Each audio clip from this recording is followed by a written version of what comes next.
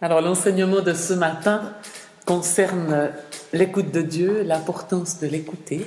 Et j'aimerais vous donner 3 volets dans cet enseignement. Le premier, c'est l'importance de se préparer à écouter Dieu, parce qu'on ne peut pas simplement se dire, ben voilà, paf, maintenant je vais écouter Dieu. Mais vraiment, il y a comme une préparation intérieure. Et j'aimerais vous donner quelques clés pour savoir comment on s'y prend. Il y aura un deuxième domaine où on va être sensible au fait que oui, on entend la voix de Dieu et on l'entend plus souvent que ce qu'on pense, mais on entend aussi d'autres voix. Et c'est là que ça peut nous perturber pour discerner vraiment celle du bon berger. Et puis un troisième volet qu'on abordera aussi, c'est quelques moyens que Dieu utilise pour nous parler. Voilà, comme ça on aura un aperçu un petit peu général de ce thème de l'écoute de Dieu qui personnellement me touche beaucoup. Je vous disais, se préparer à écouter Dieu, on se prépare.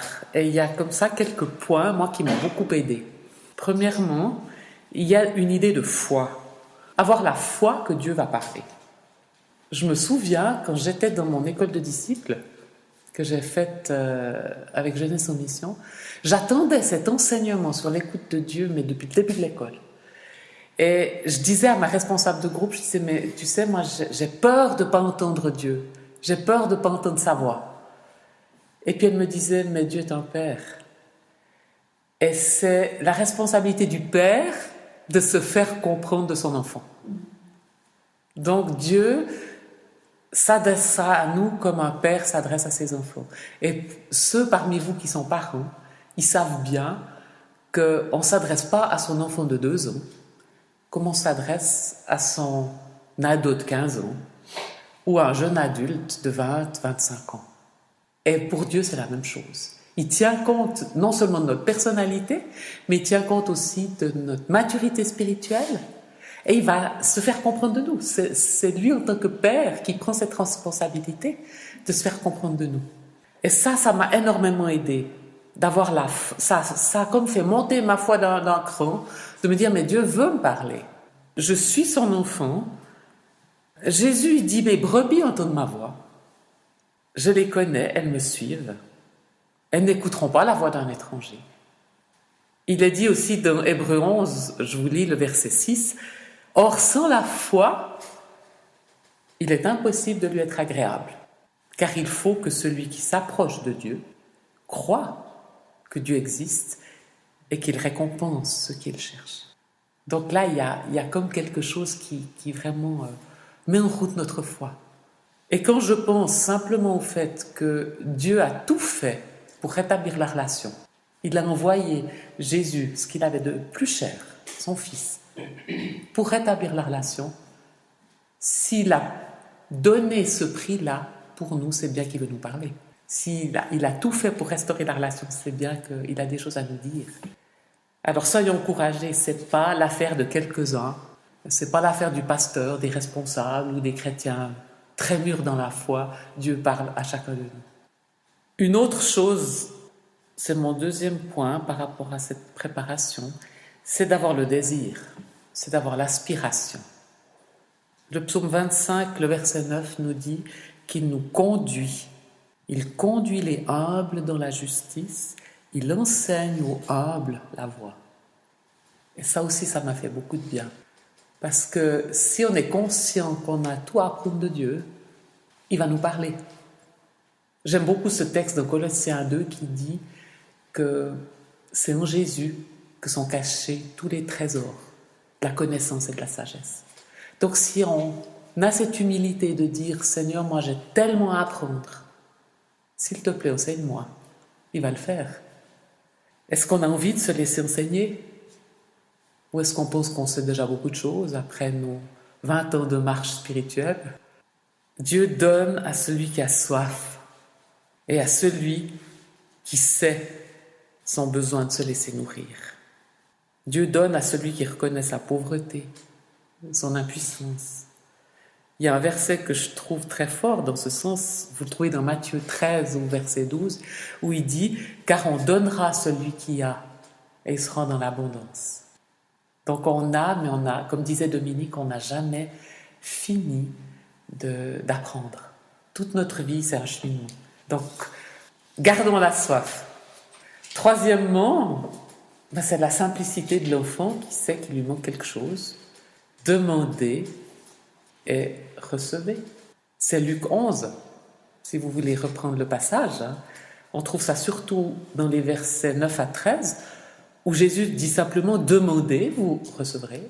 Cherchez, vous trouverez. Frappez, on vous ouvrira. » Et il ajoute « À celui qui demande, qu'il donnera. » Et moi, j'ai remarqué que quand je me tourne consciemment vers Dieu, en faisant le choix d'écouter à nouveau, je reçois plus parce que j'ai fait un choix intérieur clair de me tourner dans la bonne direction. Quatrièmement, ce qui m'aide aussi à me préparer, c'est de vivre ce que j'appelle un temps de purification. S'il est vrai qu'on s'approche de Dieu tel qu'on est, c'est sûr, parce que si on attendait d'être parfait pour s'approcher de lui, on attendrait toute notre vie. Dieu nous accueille tel qu'on est. Mais en même temps, on a besoin de ces temps de purification pour être plus disponible, pour mieux l'entendre. Dans le psaume 66, au verset 18, il y a d'autres versets, mais je vous cite celui-là. « Si j'avais conçu de l'iniquité dans le cœur, le Seigneur ne m'aurait pas exaucé. » Donc il y a une réalité que oui, on vient tel qu'on est. Le fils prodigue, il est venu avec ses abyssales. Mais en même temps, le Père, dans son amour, lui a donné d'autres habits. Et on peut tout simplement, si Dieu nous montre qu'il y a quelque chose à déposer, on le donne. On ne va pas faire de l'introspection, mais si le Saint-Esprit souligne quelque chose dans notre cœur, dit « Seigneur, oui, là j'ai raté, je te demande pardon, j'accueille ta purification. » Et ça purifie un terrain qui nous rend disponible. De la même façon que si on est chargé par quelque chose qui nous a blessés ou un souci qui nous préoccupe, ça a été dit en début de matinée, on peut déposer ça devant Dieu, dire « Seigneur, moi je dépose ce souci ou cette blessure, cette parole que telle personne m'a dite, je la dépose, je ne veux pas rester avec ça. Je dépose ce qui m'empêche d'être disponible et je te demande ta guérison par rapport à cette parole qui m'a fait mal. » Tout ça, c'est des façons de se rendre disponible. Il y a des moments, c'est pas toujours, heureusement, mais il y a des moments où on sent une certaine oppression aussi. Et il est possible que l'ennemi qui sait à quel point le fait qu'on écoute Dieu est dangereux pour lui, va essayer de nous en empêcher aussi, par moments. Et il y a des fois où on peut sentir une lourdeur, une oppression. Et Dieu nous dit qu'il nous délègue une autorité pour refuser cela. J'aime beaucoup ce que Jacques dit au verset 7 du chapitre 4. Il dit « Soumettez-vous à Dieu ». Il y a un ordre. Je me soumets d'abord à Dieu. Et c'est ça qui me donne l'autorité de résister au diable. Et la fin du verset ajoute « Il fuira loin de vous ». Et ça, c'est très réconfortant aussi. Donc je peux aussi, quand il y a une certaine lourdeur, dire « Je refuse cette lourdeur, je refuse cette oppression au nom de Jésus ». Mais avant de faire ce type de prière d'autorité, c'est important de dire « Seigneur, je fais le choix de me soumettre à toi ». C'est là qu'on reçoit l'autorité nécessaire. Et puis, une fois qu'on en est là, c'est plus facile. Je ne dis pas que c'est complètement facile, c'est aussi un apprentissage, mais c'est plus facile de faire silence intérieurement pour écouter ce que Dieu veut nous dire. Proverbe 3, verset 5 nous dit « Confie-toi en l'Éternel de tout ton cœur et ne t'appuie pas sur ta sagesse. » Et quand on apprend à faire silence intérieurement, des fois, c'est fou ce que notre âme s'agite. Et c'est là qu'on pense associer à cela. Il ne faudra pas oublier ça. Mais on peut vraiment nous adresser à notre âme, puis dire à notre âme « Mais maintenant, mon âme, calme-toi. Je choisis d'écouter Dieu. Et je ne veux pas m'appuyer sur ma propre sagesse, mais je choisis de recevoir celle de Dieu. » Et c'est ce qui a déjà aussi été dit ce matin, c'est que mes pensées ne sont pas les pensées de Dieu, que mes voix ne sont pas celles de Dieu. En fait, Ésaïe le dit dans l'autre sens, hein, au chapitre 55, verset 8, Ésaïe dit « Car mes pensées ne sont pas vos pensées, et vos voix ne sont pas mes voix. » Après ce temps de purification, on écoute, et c'est important déjà de faire le choix d'obéir. Et c'est intéressant de voir que dans plusieurs langues latines, en hébreu aussi, écouter et obéir ont la même racine. Les lettres hébraïques écouter et obéir ont la même racine, mais si on regarde dans notre langue aussi, qui vient du latin, on retrouve ça aussi. Hein. Ouïr, obéir, on retrouve des similitudes. Ce qui veut dire, comme Dominique le soulignait très bien tout à l'heure, si j'entends quelque chose, mais que je n'obéis pas, je n'ai pas écouté. Parce que dans la pensée hébraïque, si j'écoute, automatiquement je mets en pratique et j'obéis. Si je connais, c'est que j'ai expérimenté. Et c'est là qu'on est faussé dans notre monde occidental, parce qu'on a tendance à séparer la pensée de l'action. Mais ça forme un tout. Donc, on peut simplement se poser la question, est-ce que j'ai obéi à la dernière chose que Dieu m'a demandé de faire? Parce que si je n'ai pas obéi, il serait possible que Dieu ne me dise pas autre chose. Non pas parce qu'il est très fâché avec moi, mais c'est parce que si je n'ai pas obéi, c'est que quelque part je suis dans une situation de péché. Puis dans son amour, Dieu veut pas que je continue à être dans la désobéissance. Et c'est dans son amour qu'il se tait parfois. Donc est-ce que j'ai obéi à la dernière chose que Dieu m'a demandé? Et puis est-ce que je suis prêt à obéir à l'avance à ce qu'il peut me dire? Des fois, avec Christian, on a pris des temps d'écoute, puis Dieu nous a dit quelque chose qu'on n'avait pas envie. Mais on obéit. Dire, mais il faut être conséquent. Oui, Seigneur, si on demande ton conseil, c'est qu'on veut faire aller dans le sens que tu nous dis, pas dans le sens qui nous plaît. Avoir, 6e point, avoir une attitude d'amour et de service. C'est aussi quelque chose qui va nous aider à entendre la voix de Dieu. Parce qu'on n'écoute pas que pour nous-mêmes. On écoute aussi pour être une bénédiction pour d'autres.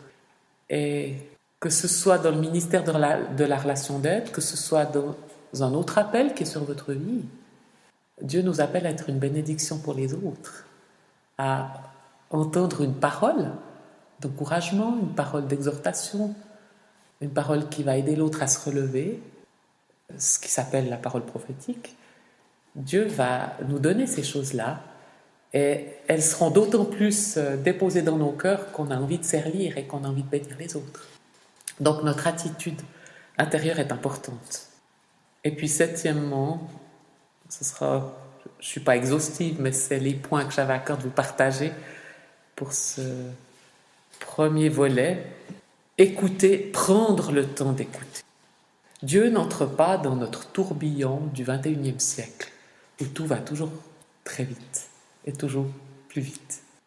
Il s'agit d'exclure le bruit extérieur, parce qu'on n'est pas tous sur une île déserte, en se disant il y a le silence total pour que je puisse entendre Dieu. Il y a des fois, on est dans des contextes, on vit en ville, on vit dans des endroits qui sont un peu bruyants parfois, et l'idée d'apprendre à écouter Dieu sans se laisser distraire par le bruit ambiant. Pour certains, c'est plus facile que pour d'autres, mais ça s'apprend aussi, de se dire je choisis de me centrer sur Jésus, et à ce moment-là, je lutte pour le fait d'être centré sur lui plutôt que de lutter contre les bruits qui m'entourent. C'est aidant. Mais il s'agit aussi d'exclure le bruit intérieur. Parce que se taire, c'est une chose. Pour certains, c'est plus facile que pour d'autres de se taire. Mais une fois que je me tais, c'est là qu'il y a certains bruits intérieurs qui viennent. Et c'est là que c'est important d'apprendre à non pas les mettre sous le tapis, mais les gérer. Alors, il y a plusieurs façons de le faire. Je peux avoir un papier puis un crayon, puis me dire je choisis d'être dans le silence. Puis comme je le disais tout à l'heure, il suffit qu'on choisisse d'être dans le silence pour que plein de choses nous viennent. Peut-être qu'au début, je note à côté. Il ne faut pas que j'oublie de téléphoner à telle personne. Ah oui, j'ai oublié de mettre ça sur ma liste à commission. Je le note. Et puis, je note ça pour que vraiment, après, ça ne me perturbe plus. C'est une façon de faire, vous trouverez la vôtre.